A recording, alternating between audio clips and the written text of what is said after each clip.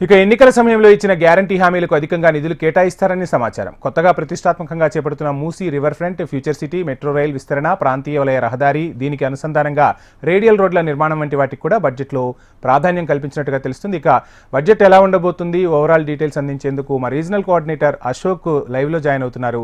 అశోక్, చూస్తున్నాం తెలంగాణ ప్రజలందరూ కూడా బడ్జెట్ కోసం ఎదురు చూస్తున్నారు. ఏ విధమైన బడ్జెట్ను ప్రవేశపెట్టే అవకాశం ఉంది? మొత్తంగా ఎన్ని వేల కోట్లు బడ్జెట్ ప్రతిపాదనలు సిద్ధం చేశారు? ఒక్కొక్క శాఖకు సంబంధించి ఏమైనా అప్డేట్స్ అందుతున్నాయా?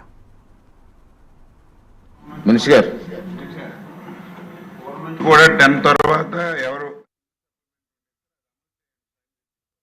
కొద్దిసేపటి క్రితమే ఏదైతే సీఎం రేవంత్ రెడ్డి అసెంబ్లీకి చేరుకున్నారు. ప్రస్తుతం అసెంబ్లీ కమిటీ హాల్లో సీఎం రేవంత్ రెడ్డి అధ్యక్షతన కేబినెట్ సమావేశం జరుగుతుంది. కేబినెట్ సమావేశంలో బడ్జెట్ను ఆమోదం తెలిపి దాన్ని అసెంబ్లీకి తీసుకొస్తారు. అసెంబ్లీలో డిప్యూటీ సీఎం ఆర్థిక శాఖ మంత్రి బట్టి విక్రమార్క ప్రవేశపెడతారు. అయితే దీనికి ముందే బట్టి విక్రమార్క దంపతులు ప్రజాభవన్లో నల్లపోషమ్మ ఆలయంలో ప్రత్యేక పూజలు చేసి బడ్జెట్ ప్రతితో కలిసి ఇక్కడికి రావడం జరిగింది. ఇక్కడ మంత్రులు కోమటిరెడ్డి వెంకరెడ్డి, సీతక్క, శ్రీధర్ బాబు, పొన్నం ప్రభాకర్ ఇలా డిప్యూటీ సీఎం ఆర్థిక శాఖ మంత్రి బట్టికి స్వాగతం పలికారు. ప్రస్తుతం కేబినెట్ సమావేశం కొనసాగుతుంది. మనం చూస్తున్నాం ఈసారి బడ్జెట్ దాదాపు 3,15,000 కోట్ల రూపాయలకు అటు ఇటుగా ఉండే అవకాశం ఉందని చెప్పేసి ఆర్థిక శాఖ నుంచి మనకు సమాచారం అందుతుంది. ఈ నేపథ్యంలో బడ్జెట్ సంబంధించి ప్రధానంగా తెలంగాణ రాష్ట్ర అభివృద్ధికి, ప్రధానంగా సంక్షేమ పథకాలకు పెద్ద ఎత్తున నిధులు కేటాయించే అవకాశం ఉందని చెప్తున్నారు. మనం చూడొచ్చు, 2 రోజుల క్రితమే ఏదైతే సీఎం రేవంత్ రెడ్డి అసెంబ్లీ దగ్గరనే రాజీవ్ యువ వికాసం పథకాన్ని ప్రారంభించారు. ఈ పథకానికి సంబంధించి యువతీ యువకులకు సంబంధించి ఉద్యోగం రానటువంటి వారికి 6,000 కోట్ల రూపాయలు ఈ బడ్జెట్లో ఉండబోతుంది. సో ప్రతి సంవత్సరం కూడా రాజీవ్ యువ వికాసానికి సంబంధించి 6,000 కోట్ల రూపాయలు కేటాయించే అవకాశం ఈ బడ్జెట్ ద్వారానే మనకు కనిపిస్తుంది. మొత్తంగా చూసినట్లయితే గత బడ్జెట్ 2,91,000 కోట్ల ఉన్నటువంటి బడ్జెట్ ఈసారి 3 లక్షలు దాటుతుంది. ఆ రాష్ట్రానికి వచ్చేటువంటి ఆదాయ వ్యయాలకు సంబంధించినటువంటి మార్గాలు కావచ్చు, గత 10-15 రోజులుగా కేంద్రంలో ప్రధానమంత్రిని కలిసిన తర్వాత, అలాగే కేంద్ర మంత్రులను కలిసిన తర్వాత సీఎం రేవంత్ రెడ్డికి రాష్ట్ర బడ్జెట్ సంబంధించి కూడా పూర్తిగా క్లారిటీ వచ్చింది. ఈ నేపథ్యంలో గతానికి భిన్నంగా సంక్షేమ పథకాలకు సంబంధించి కావచ్చు, ప్రధానంగా అభివృద్ధికి సంబంధించి ఈ అభివృద్ధి విషయంలో చూసినట్టయితే ఈసారి రీజనల్ రింగ్ రోడ్డు కూడా దాదాపు మొదటి దఫాలోనే 1,500 కోట్ల రూపాయలు, అలాగే మూసీ నది పునరుజ్జీవనానికి సంబంధించి ఫ్యూచర్ సిటీ డెవలప్మెంట్ అథారిటీని కూడా ఏర్పాటు చేయాలని చెప్పేసి కేబినెట్ ఆమోదం తెలిపింది. ఈ నేపథ్యంలో ఫ్యూచర్ సిటీ కూడా నిధులు కేటాయింపు కావచ్చు, మెట్రో విస్తరణ సంబంధించిన అంశాల కావచ్చు, అలాగే ప్రధానంగా సంక్షేమ పథకాలకు సంబంధించి మనం చూస్తున్న మహిళలకు సంబంధించి సీఎం రేవంత్ రెడ్డి ప్రభుత్వం ప్రధానంగా అభివృద్ధి కార్యక్రమాలు తీసుకునేందుకు ముందుకు సాగుతుంది. ఈ నేపథ్యంలోనే ఇందిరా మహిళా శక్తి బస్సులు కావచ్చు, అలాగే మహిళలకు సంబంధించినటువంటి సంక్షేమ పథకాల విషయంలో కూడా బడ్జెట్లో నిధుల కేటాయింపు ఖచ్చితంగా ఉంటుందని ఒక అంచనా కనిపిస్తుంది. సో ఏది ఏమైనప్పటికీ కూడా గతానికి భిన్నంగా ఈసారి మరొక వైపు మనం చూస్తున్నాం, ఎస్సీ వర్గీకరణ, బీసీ వర్గీకరణ సంబంధించిన బిల్లులు ఆమోదం జరిగింది. ఈ నేపథ్యంలో స్థానిక సంస్థల ఎన్నికలు కూడా జూన్ జూలైలో ఉండే అవకాశం ఉందని ఒక ప్రచారం జరుగుతుంది. ఈ నేపథ్యంలో ఆ ఎన్నికలను కూడా దృష్టిలో పెట్టుకొని ఖచ్చితంగా రాష్ట్రానికి సంబంధించినటువంటి అభివృద్ధి విషయంలో ముందుకు సాగేటువంటి క్రమంలో ఒకవైపు సంక్షేమ పథకాల నిధుల కేటాయింపు చేస్తేనే మరోవైపు అభివృద్ధి కూడా సో 2 అంశాలకు సంబంధించి సంక్షేమ పథకాలకు నిధులు కావాలి, అభివృద్ధికి నిధులు కావాలి. కనుక ఈ రెండింటిని బ్యాలెన్స్ చేసుకుంటూ ఈసారి బడ్జెట్లో పెద్ద ఎత్తున నిధులు కేటాయించే అవకాశం ఉందని మనకు ఒక అంచనా కనిపిస్తుంది. వంశీ. అశోక్, చూస్తున్నాం ముఖ్యమంత్రి చాలాసార్లు ప్రకటనలు చేస్తున్నారు. 18,000 కోట్ల ఆదాయంలో 6,500 కోట్లు ఉద్యోగుల జీతాలకు, పెన్షన్లకు పోతే 6,500 కోట్లు సంక్షేమ పథకాలకు పోతుంది. 5,500 కోట్లతోనే ఇప్పటి వరకు అభివృద్ధి కానీ, సంక్షేమానికి కానీ, ప్రభుత్వం నడవటానికి కానీ ఖర్చు చేయాల్సి వస్తుందని చెప్తూ ఉన్నారు. ఈ నేపథ్యంలో మీరు చెప్పినట్టుగా ప్రధానమంత్రి మోడీని కలిశారు. ఆ తర్వాత కొన్ని ప్రతిష్టాత్మక ప్రాజెక్టులను కూడా కాంగ్రెస్ సర్కార్ తీసుకుంది. అది RRR కావచ్చు, మూసీ పునర్జీవానికి సంబంధించి కూడా. అదేవిధంగా ముఖ్యమంత్రి ఇంటిగ్రేటెడ్ రెసిడెన్షియల్ స్కూల్స్ను కూడా ఒక మానసపుత్రికలాగా తీసుకుంటున్నారు. విద్యాశాఖకు సంబంధించి ఏ విధంగా కేటాయింపులు ఉండబోతున్నాయి, అదేవిధంగా RRRకి సంబంధించి మూసీ రివర్ అంటే హైదరాబాదే తెలంగాణ బ్రాండ్ అంబాసిడర్గా చూపుతున్న సమయంలో హైదరాబాద్కు సంబంధించి బడ్జెట్లో కేటాయింపులు ఎలా ఉండబోతున్నాయి అనుకోవాలి? చెప్పొచ్చు, సీఎం రేవంత్ రెడ్డి దగ్గరే ఏదైతే హోంశాఖ ఉంది, విద్యాశాఖ ఉంది. సో ఈ రెండింటికి సంబంధించినటువంటి వాటి విషయంలో కూడా ఈసారి పెద్ద ఎత్తున నిధులు వస్తున్నాయి.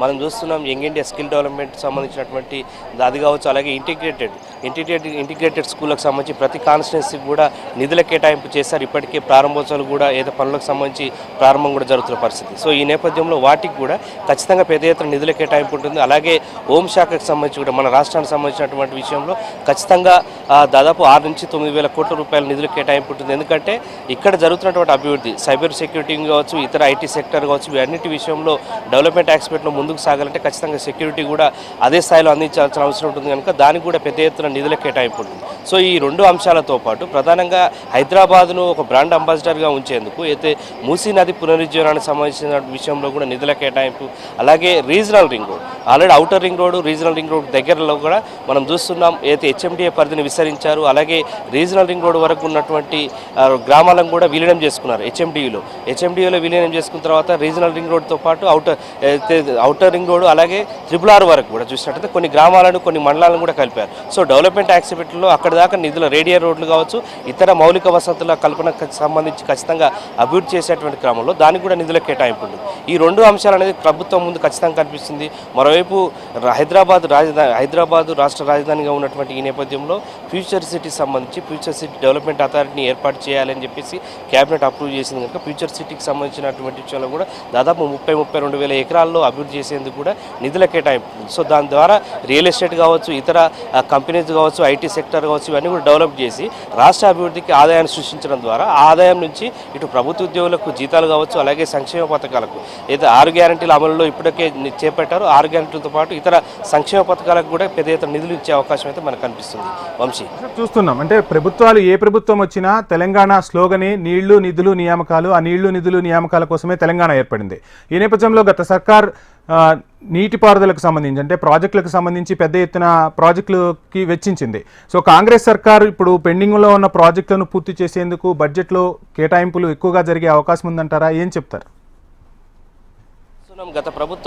గత ప్రభుత్వానికి భిన్నంగా ఈసారి సీఎం రేవంత్ రెడ్డి సర్కార్ అయితే సాగునీటి రంగం పైన కూడా ప్రధాన దృష్టి పెట్టింది. ఈ నేపథ్యంలో పాలమూరు రంగారెడ్డి ఎత్తిపోతలకు సంబంధించి కావచ్చు, నల్గొండ జిల్లాకు నీటిని అందించేటువంటి SLBC పథకం కావచ్చు, ఏదుల ద్వారా డిండి ఎత్తిపోతల పథకం కావచ్చు, ఈ పథకాలకు సంబంధించి కూడా గత ఏడాది కూడా నిధుల కేటాయింపు జరిగింది. అలాగే తుపాకులగూడెం ద్వారా అయితే SRSPకి కనెక్టివిటీకి చేసుకుంటూ అటు యాదాద్రి జిల్లా కావచ్చు, వరంగల్ జిల్లా కావచ్చు, అటు సూర్యాపేట వరకు కావచ్చు, ఇతర తుపాకులగూడెం ద్వారా కూడా మరొక దశను పెంచి ఖచ్చితంగా నిధుల కేటాయింపు చేసి సాగునీటి రంగాన్ని పెంచేందుకు ప్రయత్నం చేస్తున్నారు. అలాగే కొడంగల్ లిఫ్ట్ ఇరిగేషన్ సంబంధించి కూడా చూస్తున్నాం. సో ఈ అన్ని ప్రాజెక్టులకు సంబంధించి ప్రధానంగా ఈసారి సాగునీటి రంగానికి కూడా పెద్ద ఎత్తున నిధులు కేటాయించే అవకాశం కనిపిస్తుంది. ఎందుకంటే గత ప్రభుత్వానికి పైన ప్రధానంగా సీఎం రేవంత్ రెడ్డి పదే విమర్శలు చేస్తున్నారు. గతంలో కాంగ్రెస్ పార్టీ చేసినటువంటి డ్యాములు, జలాశయాలే ఉన్నాయి తప్ప సాగునీటి రంగానికి సంబంధించి బీఆర్ఎస్ ప్రభుత్వం ఎటువంటి కార్యక్రమాలు చేయలేదు. ఈసారి కాంగ్రెస్ ప్రభుత్వం చేస్తుంది. గతంలో చేసినటువంటి ప్రాజెక్టు కూడా కాంగ్రెస్ పార్టీ చేసిందని చెప్పేసి ఆయన స్పష్టం చేస్తుంది. సో ఈ నేపథ్యంలోనే ఒకవైపు హైదరాబాద్ కేంద్రంగా ఉన్నటువంటి ప్రాజెక్టులను, ప్రతిష్టాత్మక ప్రాజెక్టులను పెద్ద ఎత్తున నిధుల కేటాయింపు కావచ్చు, అలాగే సాగునీటి రంగానికి సంబంధించి రైతన్నల సంక్షేమ ధ్యేయంగా నిధుల కేటాయింపు కావచ్చు, ఒకవైపు రైతు భరోసా, ఇందిరమ్మ ఆత్మీయ పథకం, అలాగే ఇందిరమ్మ ఇండ్లు కావచ్చు, ప్రధానంగా మహిళలకు ఇస్తున్నటువంటి ఇందిరా మహిళా శక్తికి సంబంధించినటువంటి పథకాలకు సంబంధించి కావచ్చు, integrated schools, so regional ring road, future city development authority, ఇవన్నీ కూడా ప్రధానంగా ప్రభుత్వం ఉన్నటువంటి లక్ష్యాలు. వీటికి సంబంధించిన నిధుల సేకరణ కావచ్చు, నిధులకు సంబంధించినటువంటి రాకను సంబంధించి సృష్టించడం కావచ్చు, అలాగే సంక్షేమ పథకాలకు నిధుల కేటాయింపు కావచ్చు. సో ఇవన్నిటిని కూడా బ్యాలెన్స్ చేసుకుంటే ఈసారి బడ్జెట్ ఉంది. గతానికి భిన్నంగా అయితే గతంలో నిధులు కేటాయించినటువంటి నేపథ్యంలో ఖర్చు కాలేనటువంటి ఒక అపవాదం. ఈ నేపథ్యంలో నిధులు ఖర్చు అయ్యేటువంటి పథకాలకే ఖచ్చితంగా నిధుల కేటాయింపు ఉండడం. మరొకవైపు మనం చూస్తున్నాం ఎస్సీ వర్గీకరణ సంబంధించి, బీసీ రిజర్వేషన్లకు సంబంధించి ప్రభుత్వం ప్రతిష్టాత్మకంగా నిన్న మొన్న ఆ బిల్లును ఆమోదించింది. సో ఆ వర్గాలకు సంబంధించి కూడా ఆర్థికంగా బలోపేతం చేసేందుకు ఈసారి బడ్జెట్లో నిధులు ఉంటాయన్న ఒక అంచనా కనిపిస్తుంది. ఇప్పటికే 2 రోజుల క్రితమే రాజీవ్ యువ వికాసం SC, ST, BC మైనార్టీల కోసం ఈ పథకాన్ని తీసుకొచ్చారు. సో ఇవన్నీ చూసినట్లయితే ఖచ్చితంగా హైదరాబాద్ రాష్ట్ర అభివృద్ధితో పాటు సంక్షేమ పథకాలకు కూడా ఈసారి బడ్జెట్లో పెద్ద ఎత్తున నిధులు ఉంటాయన్నటువంటి చర్చ మాత్రం జరుగుతుంది. అదే అంచనా మనకు కనిపిస్తుంది. Vamshi, right, thank you Ashok. Deputy CM Bhatti Vikramarka budget పత్రులతో అసెంబ్లీకి చేరుకున్నారు. డిప్యూటీ సీఎం బట్టి విక్రమార్కకు అసెంబ్లీ ప్రాంగణంలో మంత్రులు Ponnam Prabhakar, Jupally Krishna Rao, Parigi MLA Rammohan Reddy, assembly secretary Narasimhacharyulu, ఆర్థిక శాఖ ప్రత్యేక ప్రధాన కార్యదర్శి రామకృష్ణారావు ఘనస్వాగతం పలికారు. అంతకుముందు నల్లపోచమ్మ ఆలయంలో deputy CM Bhatti Vikramarka budget పత్రులతో ప్రత్యేక పూజలు నిర్వహించారు.